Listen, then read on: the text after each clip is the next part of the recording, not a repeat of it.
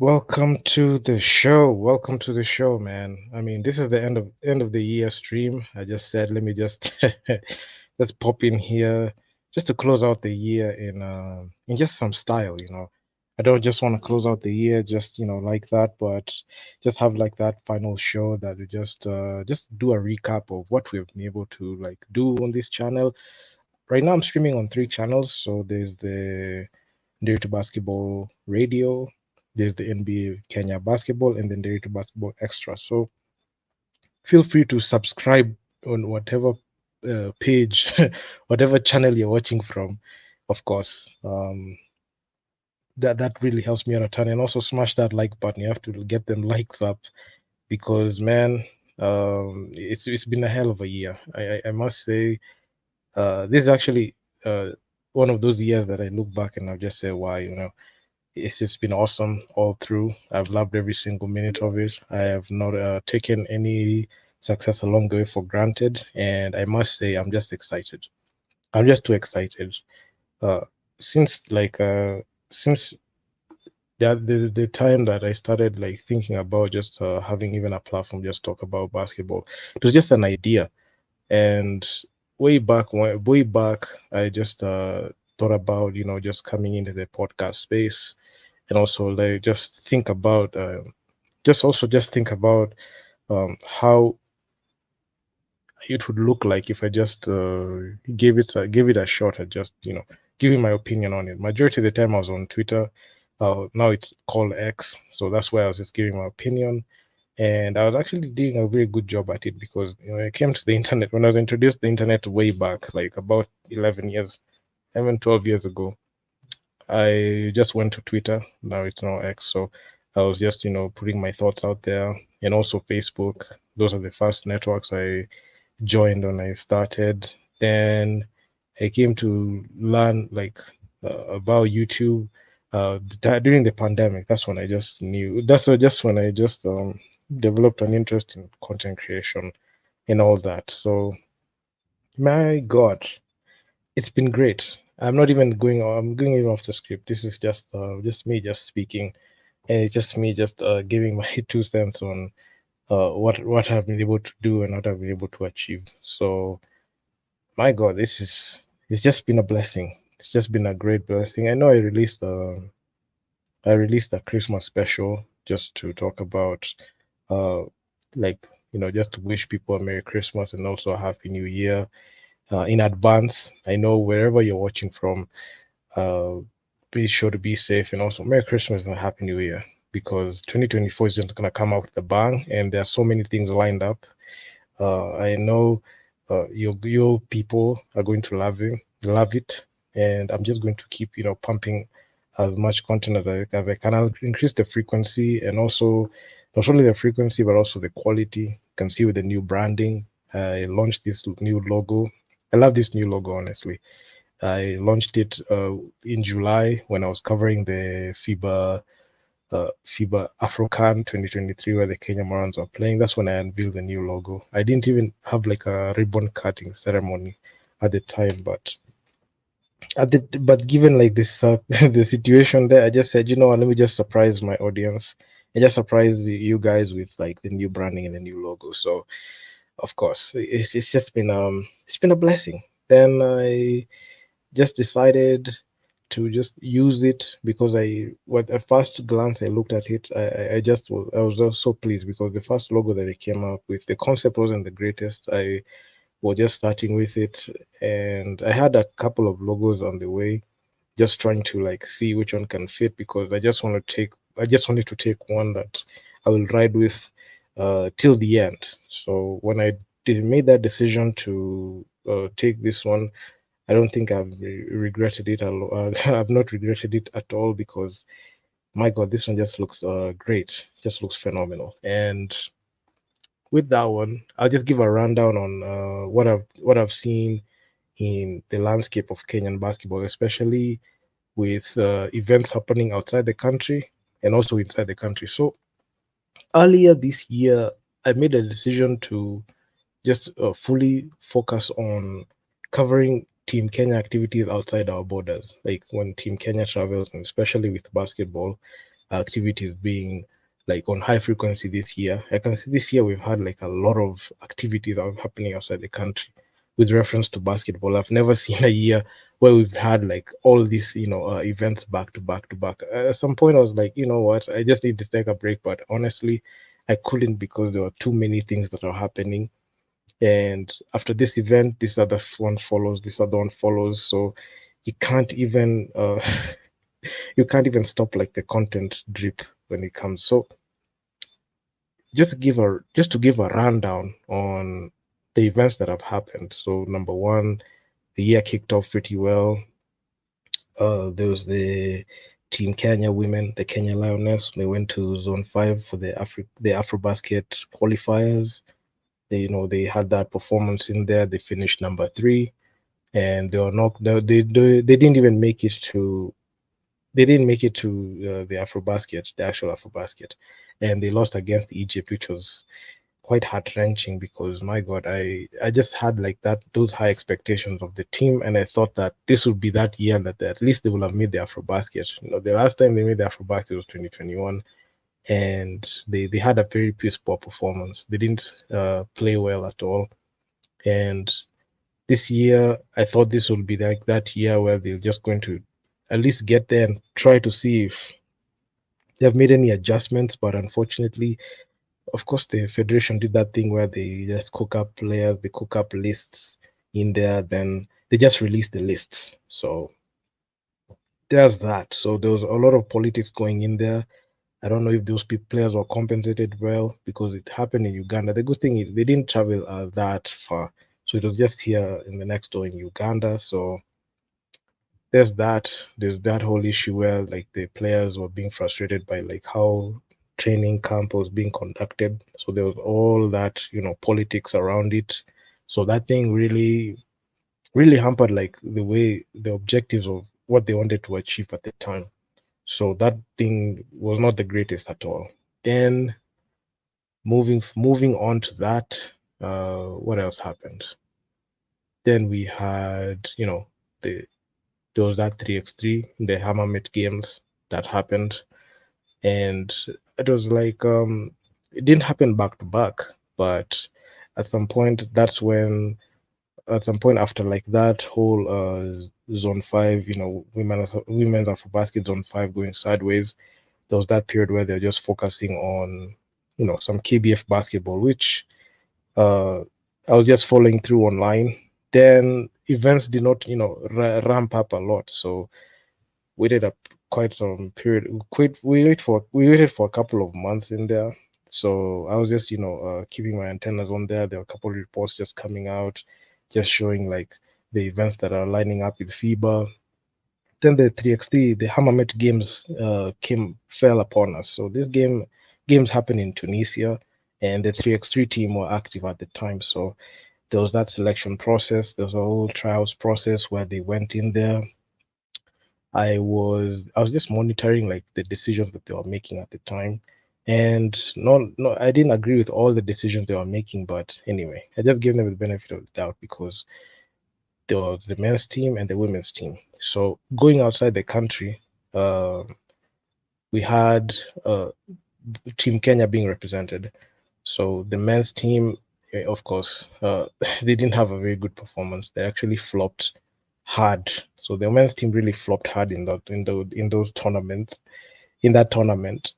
And the women's team actually cracked the finals, but they lost against Mali. Yeah, they lost against Mali in the finals. I covered it in this channel, just talking about that whole situation. And quite honestly, I honestly felt like had there been like some quality and the guidance on the roster, I feel like they will have been able to like do a lot of things. So well, unfortunately that didn't happen. So the men's team really disappointed at the time, and changes were needed to be made, had to be made, and not even needed. My English is not Englishing, but anyway, changes needed to be made given like the whole situation. So after the Hammermet games, at that time there was the FIBA Afrocan, the qualifiers were opened up. Not even the qualifiers opened up, then the actual African. So in February there was the FIBA African, but because Kenya finished number two in 2019, went directly to the African tournament directly. We had a direct ticket because we made the finals, finished number two, got silver. So it was a direct ticket there. So in February, right after the AfroBasket women, even before we jumped even to the 3x3 basketball, there was that qualifiers in there. There was another qualifiers before that time, after the Hammermith games where the Kenya women's team had silver. We had the men's team, in the FIBA African 2023. The other men's team for the other nations, not Kenya, playing. So at the time, I didn't give it too much attention at that because I was just closely monitoring Team Kenya activities. Then we had the FIBA Nations League. So the FIBA Nations League and the FIBA African 2023 tournament just came in back to back. So I remember I made even commentary videos extensively talking about uh, how Team Kenya played. I looked at every single game, every single matchup, every single possession that Kenya had with Algeria, Egypt, Tunisia, Morocco, everywhere, both men and women. And my God, it was just entertaining, especially on the women's side. I felt like the women's side improved in their half-court offense, given like the way they were playing. So it was just great. It was just great to see what they were doing at the time. So the men's team uh, really disappointed. They finished dead last. They were not able to win any single. You see, games. They're not able to win games until like the last days. I think it was top six. That's the time that they won at least a couple of games. They won like a handful of games. So that was actually quite sad in there. But the women did not disappoint. At least they won the whole thing. And how they did that was just great because I feel like they learned from the mistakes that they had and they were able to just go bounce back and just do a lot of things in there. Then the FIBA African came right after, just back to back to back basketball. I remember even I released like a prelude of what to expect. I even released at that time I released a lot of videos talking about the African and what people really needed to understand about the Kenya Morans teams, which I feel like people did not understand the whole context of how things were so bad with that team. So the Kenya Morans team were just in that path. They're on that pit of failure. They had not won a game since 2021, the AfroBasket against Mali. They lost all five games they played. I'm not going to count the sixth game against Congo DR because it was ruled a walkover. So they lost five games in the FIBA World Cup qualifiers. And it was just so embarrassing because we were just deep down in the power rankings, numbers dead last in the power rankings. Nobody was even monitoring our activities. We had a lot of off-court issues along the way. After that AfroBasket run, there were so many things that happened in the previous year that I'm not going to touch on in this video, but I'll just give like a long story short. So after the AfroBasket, Coach Liz Mills, she left the team. Tai Longwa left the team. A couple of players playing for the Morans left the team. And the team was just, in disarray. And even in that FIBA World Cup qualifier, it's just a fiasco because we had players being unprepared. I released a lot of videos talking about this whole situation, but it was just embarrassing. Kenya just managed to embarrass herself in the continent, and it was just a sad thing. Can say we were really down bad at the time. Now in this FIBA African, it it was that tournament where we needed to like try to redeem ourselves. But if you look at our very close neighbors like South Sudan, you could see what they did. They went 6-0 in the AfroBasket qualifiers. They went to the actual FIBA World Cup, not even the AfroBasket qualifiers. In the FIBA World Cup qualifiers, they went 6-0. Then they played in the actual FIBA World Cup, and right now they're headed to the Olympics in next year in Paris. So you could see like the levels that South Sudan have. I don't like mentioning them a lot because it's just night and day. Because if you look at South Sudan, like their federation is just miles ahead of Kenya's. I know the domestic leagues are not like they're not as structured as the way we have here in Kenya. But if you look at their activities like outside the country, outside their borders, they are actually quite better than us. They're better than us in terms of quality. They have a couple of South Sudanese players playing abroad. They play in overseas leagues, and their quality. And a couple of players from that squad play in the BAL, something that Kenya doesn't have. Some of the players in South Sudan, they're just professional, not like the players that we have here. Even the pro players that the quote unquote pro players that we have in Kenya who are playing abroad, they don't even play in any major leagues. They play in these domestic leagues in those countries. So I can say they are just playing in weak leagues which are unrecognized. There are no NBA players coming from Kenya. So I mean, the quality that we are producing is not the greatest, honestly, if you ask me. So given those variables in there, there's a reason as to why South Sudan could make the FIBA World Cup, and Kenya just fails to do that because look at the quality, look at the young guys on the roster. Like the Kenya Morans team was very old at the time. We had the mean age was like 30. So when you have a roster that has a mean age of 30, of course you're not gonna go anywhere because the team is old.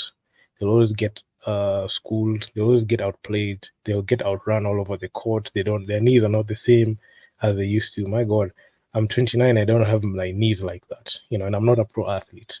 Even when I play, game 21, I'm not as vibrant as I think I am because when you get up there in age, your body just ages as well. So having fresh legs and having a player that is 19, 20, 21, 22 at the in the squad, and you just groom them like that easily, they're able to absorb things. A player that is 30 plus, absorbing things is not as fast because they can absorb things, but when it comes to like implementing, they struggle a lot. So there's that. So and you could see South Sudan, they have a player. They have players that play in the BAL. You could see Cobra Sport, they made the BAL. And also Uganda, you could see City Oilers. This is the second trip to the BAL. Hopefully they can be able to win a game in the regular season. You could see Rwanda and Burundi are just dominating in basketball. You could see Rwanda, they have APR and REG that are running the league. Burundi, they have Dynamo. The Dynamo team made their first ever BAL appearance. And for the first time in BL history, we're having three East African teams going to the BL. So we have the City Oilers, we got APR from City Oilers from Uganda, APR from Rwanda, and Dynamo from Burundi. No KPA, no KPA this time because they got embarrassed. They lost 2 games out of the possible 3 games that they played. So they had a 1-2 record. But we're gonna touch into that. So you could see the quality that we have. But back to Kenya Morans basketball, there was a huge, bone of contention when it came to like team selection.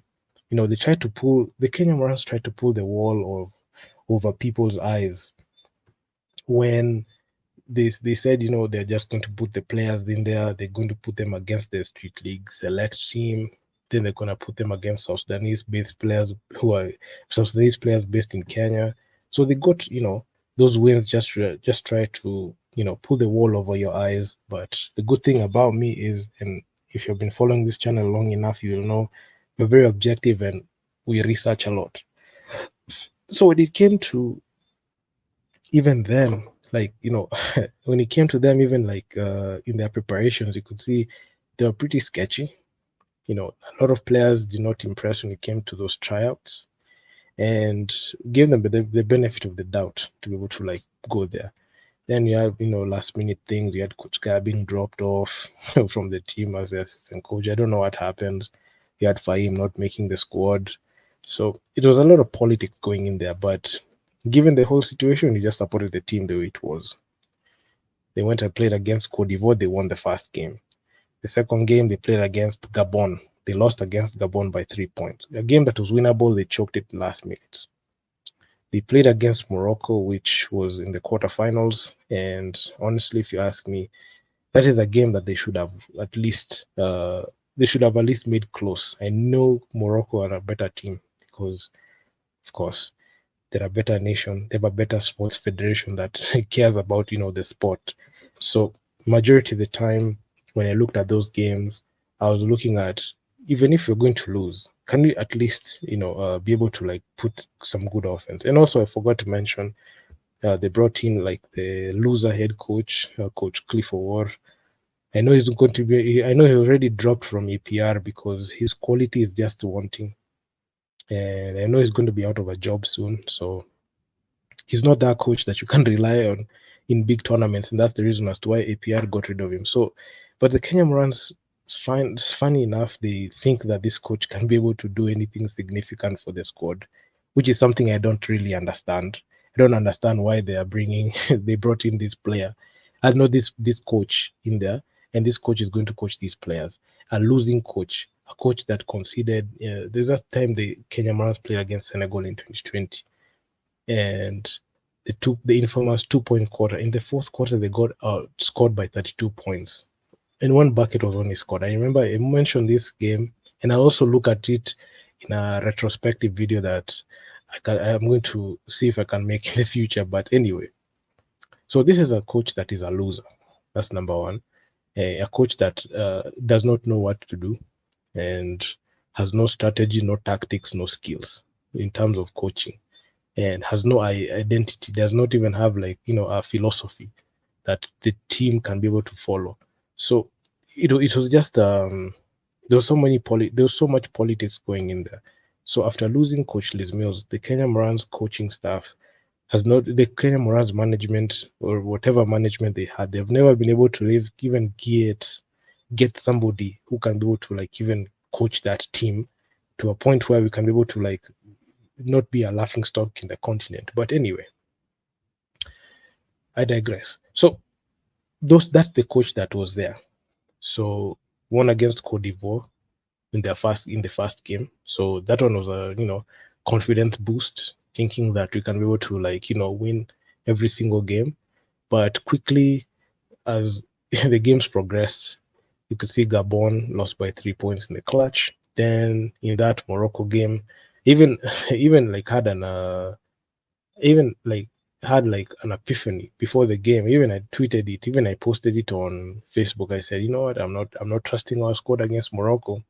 And true to the word, it came to pass because the Team Kenya got eliminated by Morocco and out of the competition entirely. So the games that they were following were classification games. And it's funny to me that people, even after like losing, they're happy that okay, we've lost this one, but the next we have to play the next one. If you lose like in the knockouts, the classification games mean nothing. If you're not going to if you're not going to like go all in and compete, why is it that you're going in there and saying that oh we're going to you're going to just go and brush it off and just play the classification game? I mean, you're really out of the competition entirely, so doesn't really matter if you win the classification game or you don't win it.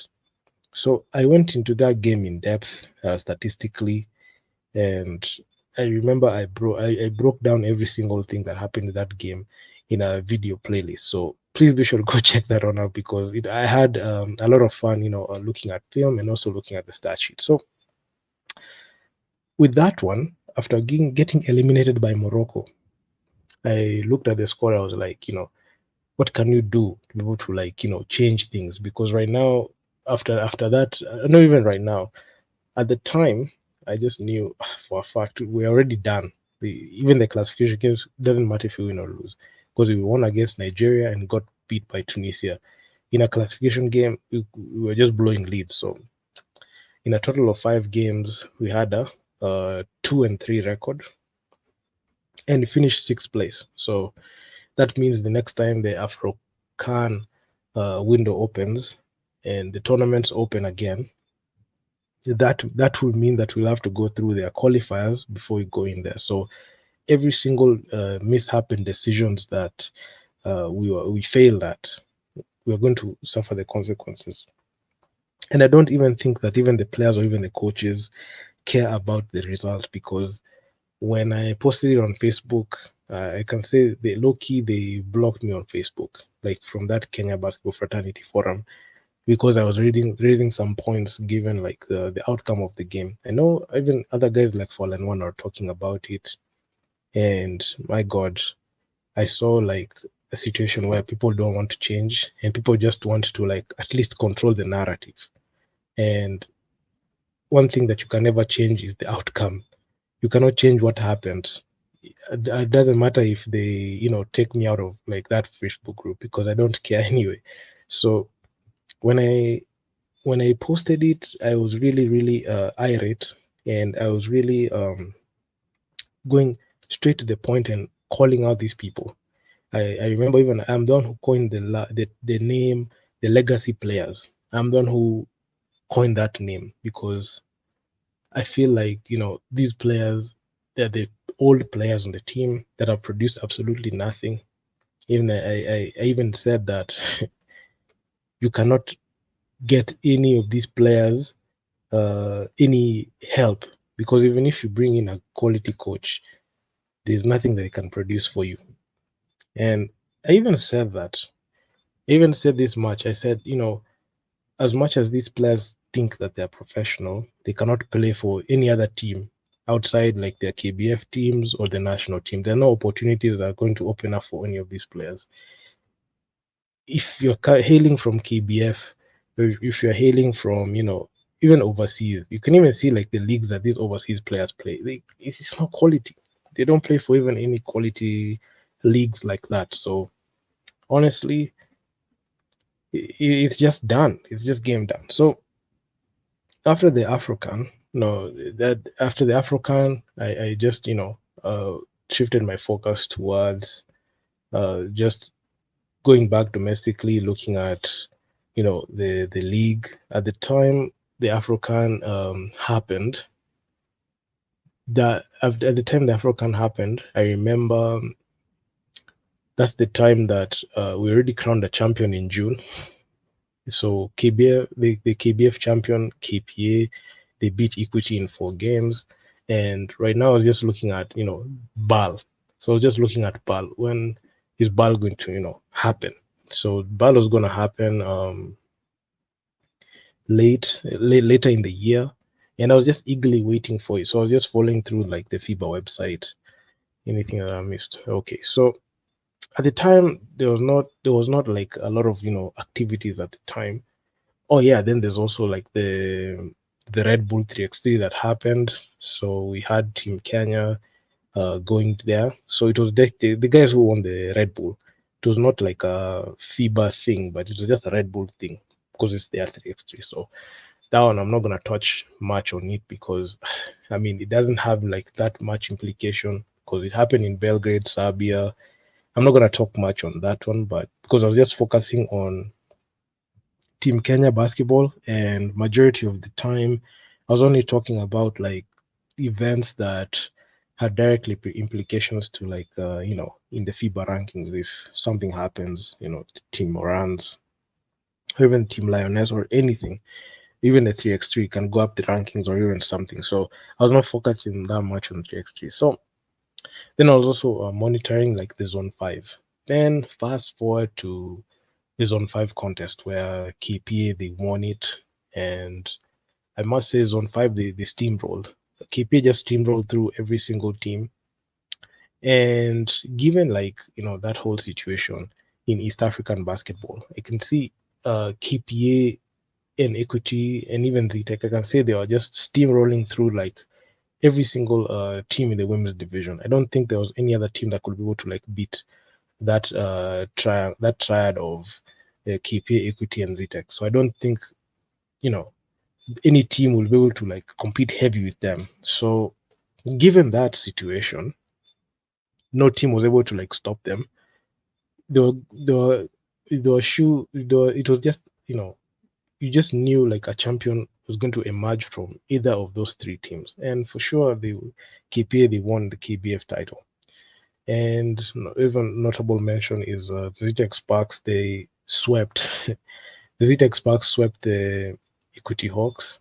And the thing that I got amazed, especially when it came to Zone 5, was when I saw the team sheet and I saw the Equity Hawks made it, I was like, there'll come a time where we come to ask ourselves, are Kenyan basketball teams the Achilles heel to their own success? Because you could see the Equity Hawks, they didn't know anything. They didn't compete even in the playoffs. They did absolutely nothing. They got swept. They didn't even win like in the second round. Zitec went ahead and made the finals, but they got swept. So rightfully, you would expect it's KPA and Zitec to be able to. They were supposed to travel. Even reports came out, and even the coach came out and said, they're going to travel as much. So to my surprise, I saw like, you know, there were a couple of Zitec Sparks players in that equity squad that got eliminated in the second round and they went. So it begged the question, is it the fact that the campus teams or the varsity teams don't have the money, don't even want, they think that they're going to win to the point where they can't even budget for that trip, or they've just set their expectation like, we don't care about, playing outside. Let's just, play here domestically, just win the title and just it all ends here. So I don't think they have any vision because why is it you can give up your slot for zone 5 and give up some of your players for zone 5, then your team just stays here. So even any player who's going to go to the Zitex Parks, they'll have to understand that even when if you the Zitex Parks even win the championship, you're not going to play in zone 5 because the team doesn't even have the resources to take you outside. I mean, it's just a 1.5 hour flight, and the team and the college, the varsity cannot even facilitate that for the team that raised their flag like that. So it shows you like the state of basketball how it is. And it's always going to be run by these big teams, and that's the reason as to why, even in the men's division, the only 4 teams that matter. If you're not KPA, if you're not Thunder, if you're not the Equity Dumas, if you're not the Lindsay Warriors, if you're not KPA, you really do not matter. It's all the others that it's only these 4 that matter. All the others are just there for the ride. In the women's division, if you're not KPA, if you're not the KPA Dockers, the women's team, if you're not the Zitex Sparks or the Equity Hawks, you don't matter. So they're only like there's that top 3 and top 4. Those are the only teams that have a chance to be able to do that. And if you look at their financial situation, even given like KPA and Equity, they have the resources to be able to like fly there because they believe the Equity Hawks, they had their interbanks. Then they went ahead and uh, booked a flight to Rwanda and they went and played there. And they took like some of the Xbox players. So my God, it was just funny. It was actually quite funny to see that. Then when I saw that, I was really puzzled. But moving on, now I was just monitoring KPA and Equity Hawks basketball. So KPA, they went unbeaten and they steamrolled through zone 5 and they won the championship. The Equity Hawks finished number 3. They would have finished number 2, but they just couldn't beat RAG. So which was exemplified when the Equity Hawks met RAG in the Africa Women's Basketball League, which you're gonna talk about later. Then after that, my God, I was laughing. So KPA number 1, Equity Hawks number 3. Then we were just waiting for the Africa Women's Basketball League to tip off. I remember I made videos detailing like the flaws that KPA had because KPA has not been tested by any team that has anything to offer in Kenyan basketball. They have managed to get away with so many mistakes. They get away with so much, incompetence on the court. You have players that don't know where they stand. You have players that have a very, minimalistic approach when it comes to offense and defense. And it's only hustle basketball. I've not seen a single skilled player in that KPA squad. None. I've looked for them. Statistically, they're the most inefficient. Then, the same case the Equity Hawks. So the Equity Hawks are just, they're just trash all through. Like there's nobody there. They're a cast of old players. I can say like 50% of the players are like 30 and above, so they're very old. So that's one thing that I saw. With them being up there in age, they have no ability to do anything significant. So their production is just at an all-time low. And considering the fact that they have the captain of the national team who is putting up dismal performances, honestly, is not encouraging that situation at all. So even given the third place finish, I just knew they will have best case scenario. That was the best case scenario. The worst case scenario if they got knocked out and finished number 4 or 5. But anyway, because they won every single game and that's the only one that they lost, it gave them the benefit of the doubt. But if you look at how KPA looked and if you looked at how the Equity Hawks looked, there was a very huge difference. One team in the KPA Dockers was able to not only have all these flaws, but at least you could see that they were trying to play basketball. For this other one, the Equity Hawks, they they are very trash, but they managed to get away with it, but not in the best way. So they only sometimes it's just puzzling to see how these two teams play. So with the number one and number three positions locked, so the 3x3 in Poland came about. There are a couple of players that got dropped from the Nations League that we don't get to see. Then that's when Elisha had that viral dunk, which was great. It was heard all around the world. Then Team Kenya got embarrassed again, and this time it got schooled badly. The out of 4 games that Team Kenya played, out of the 4 games Team Kenya played, the men's team only won by a technicality, which was only 1 game, and they lost 3 games. They did not technical, they didn't play. So the 3 games that they suited up and played, they all lost. Then in the women's team, they only won 1 game out of 4 games that they played. So they got knocked out quite early. And also, like there's this FISU 3x3 for USIU, which I didn't cover it directly on the channel, but I was just giving like the scores of what happened. Still, 3x3 basketball has a long way to go in terms of like contention, but in terms of like the exposure that the teams are getting, the players are getting, it's well and good because they are getting it. Then after that, what else happened? So you're waiting for, so you're just waiting for like that Africa Women's Basketball League, but before that there was that FIBA World Cup qualifiers for like the 3x3. So Team Kenya went there again. So there were a lot of like back to backs. So we had like the Poland games before after we saw the Poland games, we had the Afrobasket qualifiers, we had the 3x3 basketball in Cairo for the World Cup qualifiers. Then we had the Africa Women's Basketball League, which I made sure to cover extensively on this channel because my God, these events like late in the later parts of the year, they're just following each other back to back. But I almost forgot like in that conundrum, we also had like the Road to Ball for KPA, which I will have almost forgot. So KPA, they won the KBF championship. They didn't play a lot of regular season games at the start of the season, and they played against Dynamo, played against Elan Cotton, and they played against Pazi. So they only won against Elan Cotton. So I covered those games extensively, but long story short, we're not able to make the Elite 16. So it was just another, day in KPA basketball. And if you look at like how they looked in this go around, if you looked at how they looked last year, my God, they were all pathetic outings. KPA last year almost gave me hope that they would be able to like do something, because when it came to the first game, they went against Jabal Club, then they lost 4 straight. After the Jabal Club game, they played against Cospian, which made them qualify for the Elite 16. After losing to Cospian, that was the first in the 4-game losing streak. So they lost to Cospian. This was last year. They lost to Euronani. They lost to Cape Town Tigers, and they lost to the NBA Africa Academy team, which is a cast of 17-year-olds. Actually, quite embarrassing the way they lost.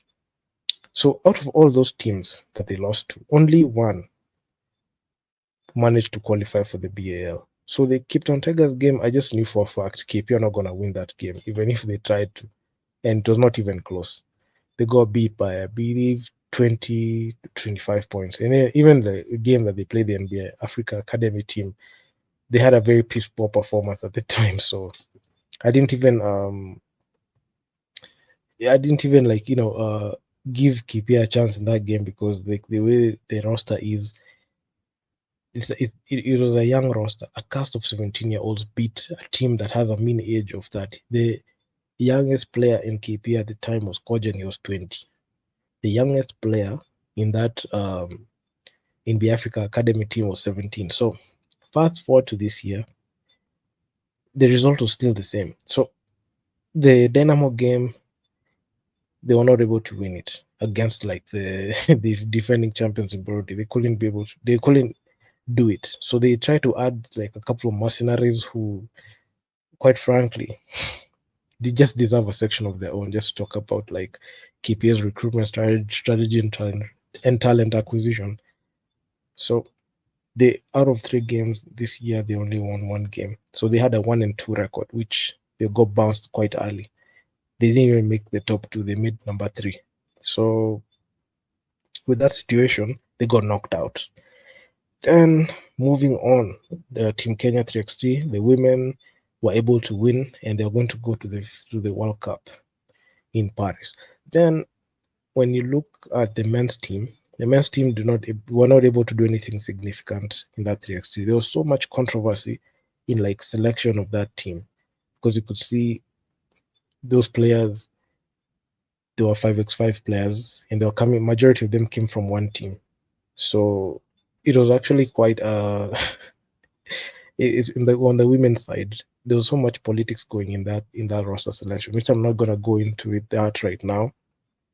But honestly, if you ask me, it was just a lucky shot that Natalie hit. She won the MVP award for I don't know even know why she won it because if I look at like her stats in that finals game, she only scored 4 points. The I believe the MVP award should have gone to Medina. At least she averaged a double in that whole tournament. Wow. Well, sometimes you don't get anything your way. So then we have the Africa Women's Basketball League, which I covered extensively on this channel. And long story short, KP made the finals. They lost. The Equity Hawks, they finished number 6. They lost their last game embarrassingly. I had so much fun covering the Africa Women's Basketball League because it just told me everything that I needed to know about these quote unquote elite teams as it closed out the year. So when I looked at the Africa Women's Basketball League, I was keen to look at KPA's performance. Okay, they started off 3 straight. They won 3 straight games, but the only team that they could not beat was the Sporting team. So Sporting are 4-0 on KPA, and that coronation started when Sporting beat KPA in the Zone 5 finals last year, and also the same last year, Sporting eliminated KPA in the quarterfinals. And it was actually quite sad because I was expecting that team to go all the way. But honestly, that would be a pipe dream because given like the way they were playing, it was actually quite trash. Then moving on to this year, they tried to make some few acquisitions. KPA's strategy is just trying to get foreign players to come and fix their problems, not knowing for a fact that these foreign players use KPA as a stepping stone to get offers from other teams. So I digress. But anyway, I was very critical in their performance. I made sure to let the team know what I felt and how my views and feedback on the games. And quite frankly, I can say I did a very good job at it. I'm not gonna go into detail on what happened, but long story short, these are teams that do not like any accountability. They're Kenyan players who have a very low basketball IQ and have a high ego. So that's one thing that I saw in in Kenyan basketball. If you think a player is good, but when you look at the output on the court, it tells another story. I've never seen a guard who can't shoot. I've never seen a guard who thinks that they are assisting. They have assists, but they have more assists than turnovers. The assist to turnover ratio is it's 50-50 because you could see a player like Natalie in that game they won against REG. She had 13 assists and 10 turnovers. So she had 26 points, 13 assists and 10 turnovers. So she had a triple double with turnovers in there. So if she had like more than 10 rebounds, she would have had a quadruple double with 10 turnovers on the side. So all I'm saying is some players you might think that they are good, but they are not. Their talent does not translate to wins when it comes to stages that matter. And even with what I'm saying, even with all the things that I was mentioning in those videos, I went in depth covering the games. I'm not gonna go too much in depth in those games because at the time I made those videos, that was about a week ago. I went very much in depth in terms of statistics, the players, team stats. I'm not gonna mention team stats right now. I'm just going to just give you like what's going happening on top of my head. So you're having a team like KPR Equity think that they have all the money. So they feel like they have all the money to sign all these athletes. So they go ahead and sign players that they don't know, like mercenaries. And if you look at like how they're utilizing even their internal players, it's very wanting because you're seeing a situation where a player is signed to a team. After that player is signed to a team, that means the roster spot that was with a local player, they have to give it up to this new player. That's how rosters work. They have to remove this player so it can add new player. You cannot just add a player in the rotation and keep player that was previously there. So there was like high precedence and high regard to like these foreign players. And when you bring a player into the team, of course they're gonna ask for touches. And with them asking for touches, that means the team chemistry that was running through the whole season is going to be altered so that you can accommodate this player. That is one thing that KPN Equity failed to understand. Even the other teams that did that, like RAG, I know a lot of AWBL teams did the same thing, but the way Kenyan players go about it they don't know how to retool because they don't know how to develop their own talent and also try to see if you can develop their local talent. And if you're not able to like fix them on time, try to get a player that is going to complement. Not you're not going to change the whole offense for this one player.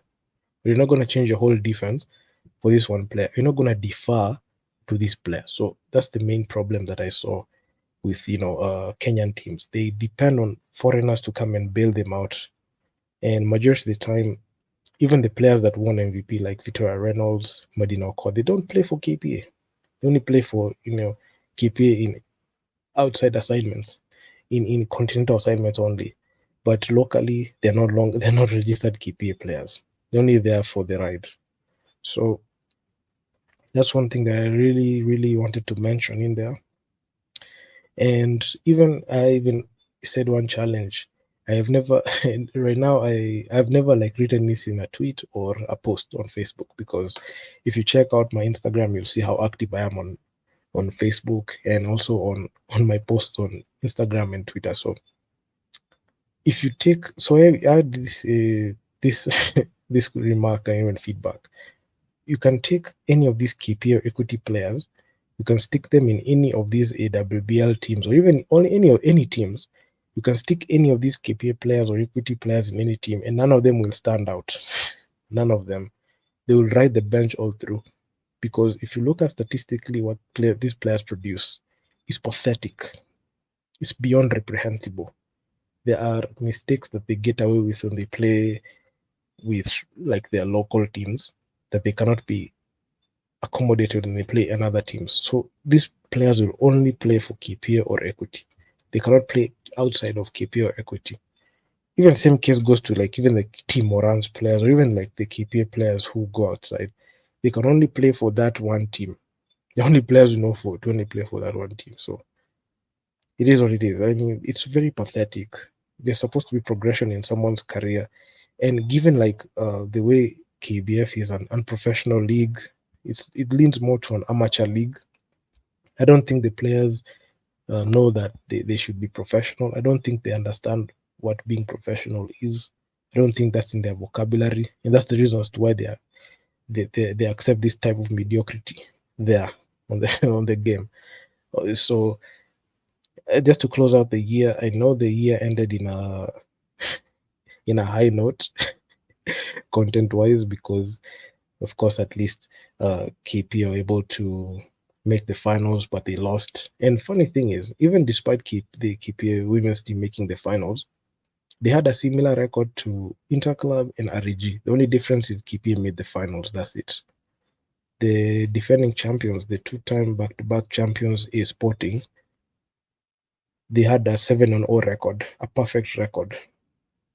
KPA, Interclub, and REG had a similar record. The only difference with KPA is they made the finals, which they got beat by 46 points, which I mentioned. It's funny how people had a lot of mouthing when when KPA won against REG, it was by 4 points. The game was only decided in the last final moments because it was clutch. So they had so much energy to reply to my posts, but when KPA lost to a Sporting, they all went quiet. So there's so much hypocrisy when it comes to Kenyan basketball, especially when it comes to like in their group. I in that Kenya Basketball Fraternity Forum, which I do not participate in anymore because I don't have time to talk to people who don't want to listen. I mentioned a lot of things. I through the years, I can say I contributed a lot. Like I was like I had like 15,000 points, or even like I think 15,000 points in terms of contribution to that page, just speaking my mind. So they decided to to like remove me from the group, which was fine because I already had my own platform. You can remove me from a group, but you cannot remove me from you cannot remove my account from the platform. So I still have my account. I even have my own group, which I air my own views. I also have my own Instagram page, which is mine that I control. So after, so there's a point to this because you can never kill the idea. You can never shut down the idea or comment. The only thing you have to do, you can do, is just sit there and take it. So it looks like a lot of people do not like, to change. So the only way that they feel like they need to change things is to remove somebody from the group. So that's the decision that they decided to take. So after the AWL, there's this controversial post I made, which I was questioning Medina Okot. I questioned like her, improvement, which a lot of people took exception to, which quite surprises me because the stats tell me everything I need to know. That lady has got every single opportunity to get herself the bag and secure like a good position. But honestly, the people around her are not telling her the truth, and she's being wasted because she has been in every. I've not seen a player get this much exposure in the past. You can even say 20 months.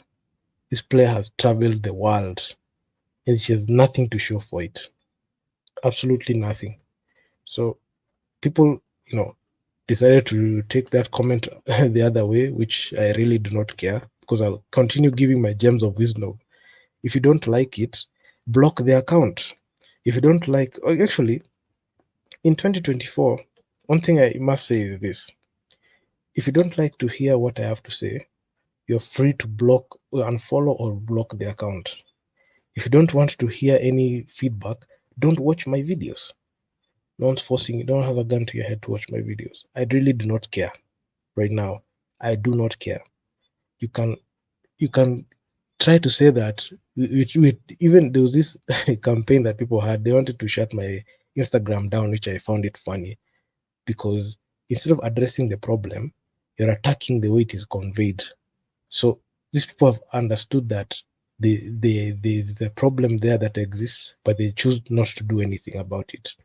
So moving on to 2024, as I conclude this show, if you don't like the content here, you're free to unsubscribe and unfollow. You don't have to follow my content as well. I will keep doing what I'm doing, whether you like it or not, because it's my platform, it's my network, it's my page. Whatever I did, I can do whatever I want to do with my page. I don't have to be asked by anybody to change the content or change the way I speak. No, If you feel like you have something to say, you can also check my DMs. You can come and ask me a direct question through my DMs, or you make a video and you share it to me so that I can look at it. That's how it is. But in terms of like being cerebral in how I'm coming with content, you cannot change that. So if you feel like this content imekukera, yeah, you don't like it, you punch your fist in the air getting upset about my content, you're free to unfollow or block. Yes, you don't have to be here. You can do something else. You don't have to be here at all. So that's all I have to say about that. So I'm very excited statistically with what the Nderitu basketball brand is doing. I mean, we're going places. Statistically, we're able to hit the 2.3 million mark, viewership mark. Uh, Next year, just putting up crazy goals, and hopefully, I can be able to like even hit like those crazy milestones. Hopefully, I can be able to like get monetized quickly before like the first quarter ends. But who knows? I mean, in this ever changing ecosystem of content creation, anything can happen. So I mean, I'll be always be there to cover basketball content and also NBA content. Uh, Both the activities happening inside the country with regards to KBF and also outside the continent, overseas. Talk about NBA, FIBA, BAL. The BAL is gonna come through March, but I made sure to make an effort to just cover the road to BAL. So stay tuned to that. And yeah, man, happy New Year to 2024. This is the last live show. I'll come up with a couple of videos just to release and also like some shots from like throwback shots. So expect that one as well. And see you the next live show. Maybe I'll do next year. And I'm just happy to be able to like just have a show, just talking my mind, just talking a few things in there. So yeah, so that's my yearly roundup. I'm gonna see you guys next year in the next show. I mean, same time, same place. Not even same time. I'll try to make these shows consistent. But anyway, you get this thing, man. I'll always just try to give my gems of wisdom anytime. So I'm out. Peace.